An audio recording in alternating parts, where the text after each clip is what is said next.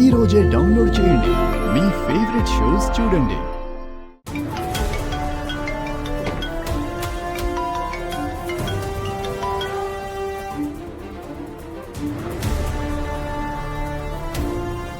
ధ్రువ్, నీ ఫ్రెండ్స్ వెళ్ళిపోయారా? నేను వాళ్ళని పంపించేశాను. ఉన్నతి, నాకు తెలిసి నువ్వు అప్సెట్ ఉన్నావని. కానీ అంత కాస్ట్లీ హాలిడేకి వెళ్ళడానికి మన దగ్గర అన్ని డబ్బులు లేవు. నీకు తెలుసా, రాఘవన్నయ్య పూజలు పారాయణాల్ని అస్సలు బిలీవ్ చేయడు. కానీ తనకి గురుమా మీద పూర్తి నమ్మకం ఉంది. తనని భగవంతుడి కంటే తక్కువగా చూడడు. అండ్ నేనెందుకు వెళ్ళలేదంటే చిన్నత్తయ్యని చూసుకోవాలి కాబట్టి. ఉన్నతి, పిన్నిని చూసుకోవడం అండ్ బ్లూ మూన్కి వెళ్ళడం రెండు వేరే వేరే విషయాలు. నువ్వు ఫోన్ ఎందుకు లిఫ్ట్ చేయట్లేదు? ఎందుకంటే వాళ్ళు ఎందుకు ఫోన్ చేస్తున్నారో నాకు తెలుసు కాబట్టి. సరే, నీకు చెప్పాలని లేకపోతే నేను నిన్ను అస్సలు ఫోర్స్ చేయను. ఉన్నతి, వాళ్ళకి లంచం ఇవ్వాలనుకుంటున్నారు. ఏంటి? అవును ఉన్నతి, వాళ్ళు నాకు 20 లక్షలు ఇవ్వాలనుకుంటున్నారు. అది వాళ్ళు చేసే అవకతవకలు చూసి చూడనట్టు వదిలేయాలని. కానీ నేను ఆ అవినీతిలో భాగం అవ్వాలనుకోవట్లేదు. 20 లక్షలా? అంత డబ్బుంటే నువ్వు ఏమైనా చెయ్యొచ్చు. ఇల్లు కొనుక్కోవచ్చు, కారు కొనుక్కోవచ్చు. ఇన్ఫాక్ట్ మనం బేబీ మనకు కూడా వెళ్ళొచ్చు. ఏంటి ఉన్నతి, అసలు నువ్వేం మాట్లాడుతున్నావు? నీకు అర్థం అవుతుందా? ఇప్పుడు నువ్వు జీవితం మొత్తం ఒక అవినీతి పరుడితో ఉండగలవా? డెఫినెట్లీ. ఒకవేళ ఆ లైఫ్ కంఫర్ట్ అండ్ లగ్జరీతో నిండుంటే. ఉన్నతి, నేను నిన్ను ఒకటి అడిగాను. ధ్రువ్, నువ్వు కూడా ప్రతిదానికి ఎందుకు సీరియస్ అవుతావు? జస్ట్ జోక్ చేస్తున్నాను. అయినా పెద్ద డ్రీమ్స్ చూసే హక్కు నాకైతే ఉంది కదా. అండ్ నాకు తెలుసు, మన ఈ మిడిల్ క్లాస్ రియాలిటీ ఎప్పటికీ ఏం చేంజ్ అవ్వదు. ఉన్నతి, బ్రతకడానికి ఎంత ఉండాలో అంత ఉంది మన దగ్గర. ఉంది కదా, ఖచ్చితంగా.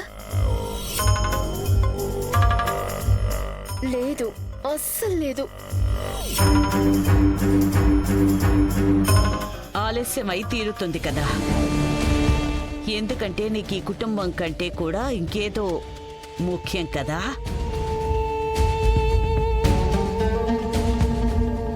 నువ్వు నా ఆశీర్వాదం పొందడానికి యోగ్యురాలివి కాదు.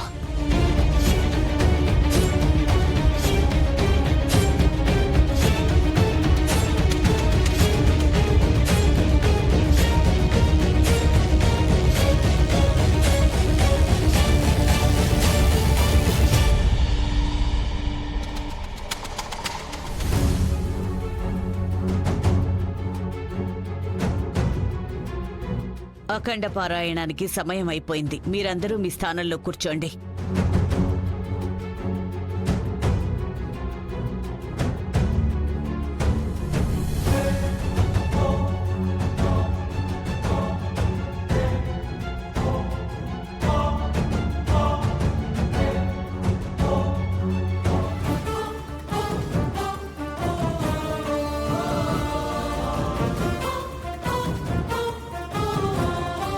నేను మీకు చెప్పలేను రాఘవ్.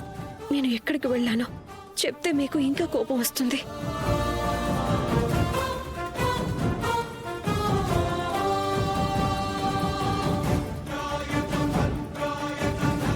రేఖ, నీ వల్ల మాకు గురుమాత ఆశీర్వాదం దక్కకుండా ఉండడం మాకు ఇష్టం లేదు. నువ్వు ఇక్కడ నుండి తొందరగా గెట్ అవుట్ అయిపో.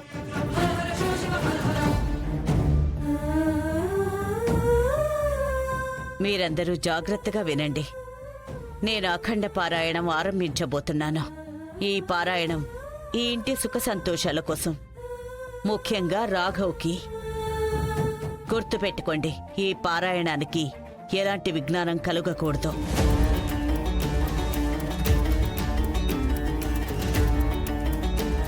గురుమాత, మిమ్మల్ని ఒకటే వేడుకుంటున్నాను. నేను చేసిన తప్పు కారణంగా నా కుటుంబ సభ్యుల్ని మీరు ఆశీర్వదించడంలో ఎటువంటి లోటు చేయకండి.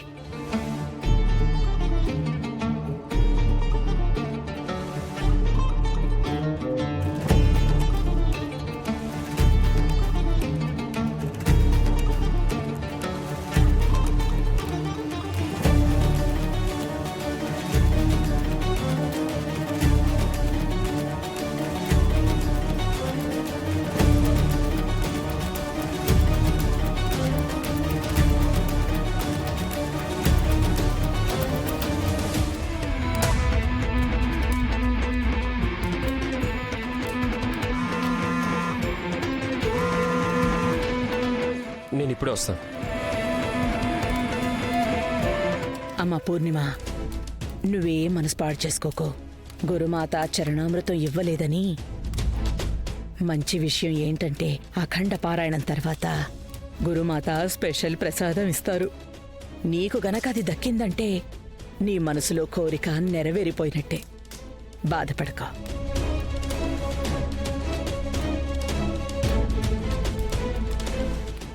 అసలు కుదరదు. నేను బిక్కో సిస్టర్ కి స్పెషల్ గా ప్రసాదం ఎట్టి పరిస్థితుల్లోనే దక్కనివ్వను. రేఖ ఎలాగో పిక్చర్ నుంచి కట్అవుట్ అయింది, సో పొందే అర్హత నాకే ఉంది.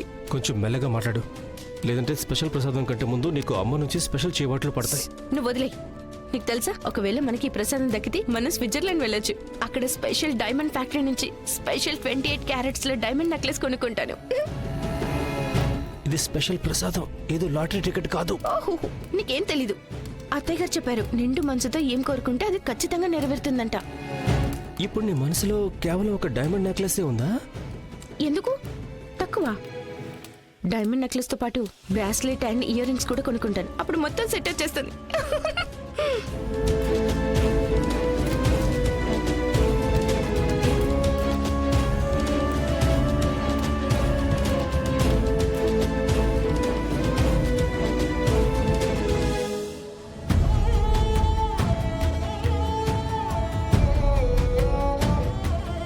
రాఘవ్, నాకు తెలుసు నేను ఆలస్యంగా వచ్చినందుకు నా మీద కోపంగా ఉన్నారని. నాకు బాగా తెలుసు మీ లైఫ్లో గురుమాతకి ఎలాంటి స్థానం ఉందో అని. కానీ మీరు నా మీద ఎందుకు కోప్పట్టం లేదు? నేను ఆలస్యంగా ఎందుకు వచ్చాను, ఎందుకు అడగటం లేదు? నువ్వు నీ లైఫ్లో ఏం చేస్తావో వాటన్నిటితో నాకేంటి సంబంధం? పోన్లేండి, మంచిదే. ఇప్పుడు మీరు కొంచెం కోపాన్ని అయితే చూపించారుగా. ఇప్పుడు నాకు అచ్చం అలానే ఉన్నారు, నాకు తెలిసిన రాఘవలా. నేను ఈ రాఘవని మిస్ అవుతున్నాను.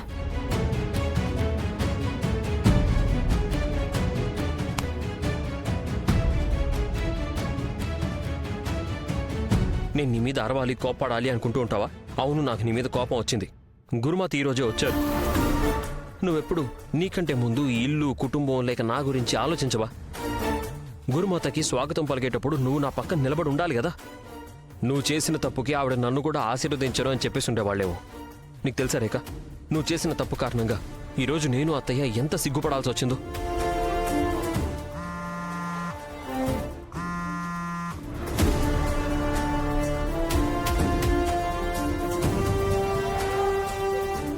నిజం చెప్పాలంటే ఈయన కోపం కంటే ఈయన మౌనమే నాకు బాధగా ఉంటుంది. గురుమాత, ప్లీజ్ రాఘవ్ని కొంచెం శాంతపరచండి. నేను ఈయనతో ఉన్నా లేకపోయినా ఈయన మీద మీ ఆశీర్వాదం ఎప్పుడూ ఉండేలా చూడండి.